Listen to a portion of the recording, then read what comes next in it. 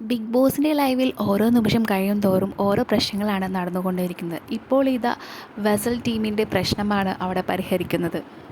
Living റൂമിലെ സോഫയിലിരുന്ന് ഓരോരുത്തർക്കും divide ചെയ്ത് കിട്ടിയ ജോലിയെക്കുറിച്ചാണ് അവിടെ ചർച്ച ചെയ്യുന്നത്. ഏറ്റവും പ്രശ്നം വെസൽ ടീമിലാണ്. അതിനെക്കുറിച്ചാണ് അവിടെ ചർച്ച ചെയ്യുന്നത്. ശ്രീരേഖയാണ് ആദ്യം മുന്നിൽ നിന്ന് പറയുന്നത്. അതായത് 2 ദിവസം ഇവിടെ ആർക്കും ഡ്യൂട്ടി ഉണ്ടായിരുന്നില്ല. അപ്പോൾ എല്ലാവരും അവരുടെ പാത്രമായിരുന്നു കഴുകി വെച്ചിരുന്നത്. പക്ഷേ എല്ലാവരും അങ്ങനെ കഴുകിയിരുന്നില്ല. ഗ്ലാസും പാത്രങ്ങളും ഒക്കെ അവിടെ ഇവിടെയൊക്കെ ആയിട്ട് വെച്ചിരിക്കുകയായിരുന്നു. പിന്നെ അത് കാണുന്നവരായിരുന്നു എടുത്തു പോയി കഴുകിയിരുന്നത്. എന്നാൽ ഇപ്പോൾ അങ്ങനെയല്ല. ഓരോ ടീമിനെ ഡിവൈഡ് ചെയ്തിട്ടുണ്ട്. വെസൽ ടീമുണ്ട്, കുക്കിംഗ് ടീമുണ്ട്, ക്ലീനിങ് ടീമുണ്ട്. അതുകൊണ്ട് തന്നെ സിങ്കിൽ അധികം പാത്രങ്ങൾ വരുമ്പോൾ അത് കാണുന്നവർ കഴുകി വെക്കാനാണ് ആദ്യം ശ്രീരേഖ പറഞ്ഞത്. പക്ഷേ ഇതിനെ ഓപ്പോസ് ചെയ്തുകൊണ്ടാണ് ജാസ്മിൻ വന്ന് പറയുന്നത്. ജാസ്മിൻ പറഞ്ഞു, ഇപ്പോൾ അങ്ങനെ ഞങ്ങൾക്ക് ആരുടെയും ഹെൽപ്പ് വേണ്ട. ഇപ്പോൾ ഞങ്ങൾക്ക് ഹെൽപ്പ് കിട്ടിയാൽ അത് ഇനി വരുന്ന ദിവസങ്ങളിൽ ഞങ്ങൾക്കത് പാരയാവും. അതുകൊണ്ട് ആരും പാത്രം കഴുകി ഞങ്ങളെ ഹെൽപ്പ് ചെയ്യേണ്ട. വെസൽ ടീമിലെ അംഗങ്ങൾ മാത്രം പാത്രം കഴുകുമെന്ന് ജാസ്മിൻ അവിടെ വന്ന് പറയുന്നു. അപ്പോൾ ശ്രീരേഖയ്ക്ക് ദേഷ്യം വരികയാണ്. അതായത് ശ്രീരേഖയുടെ സ്പേസിൽ കയറി ജാസ്മിൻ സംസാരിക്കുന്നു.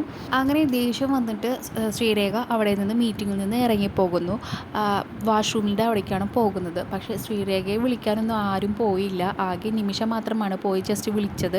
പക്ഷേ ശ്രീരേഖ വരില്ല എന്ന് പറഞ്ഞു. പിന്നെ അതിനുശേഷം യമുന വന്നിട്ട് യമുനയ്ക്ക് നല്ല ദേഷ്യം വന്നു. അപ്പോൾ യമുന പറഞ്ഞു, കുക്കിംഗ് കഴിഞ്ഞതിന് ശേഷം ബാക്കിയുള്ള പാത്രങ്ങൾ കഴുകാനായിട്ട് വെസൽ ടീമിലെ അംഗങ്ങൾ വന്നാൽ മതി, അല്ലാതെ കുക്ക് ചെയ്യുന്ന സമയത്ത് വന്ന് ക്ലീൻ ചെയ്യേണ്ട ആവശ്യമില്ല എന്ന് പറഞ്ഞ് അതവിടെ തീരുമാനമുണ്ടാക്കി. മീറ്റിംഗ് കഴിഞ്ഞതിന് ശേഷം അവിടെ സോഫയിലിരുന്ന രതീഷും രശ്മിയും തമ്മിൽ സംസാരിക്കുന്നുണ്ട്. ടോപ്പിക് ഇതാണ്, റോക്കി ബായിനെ കുറിച്ചാണ്.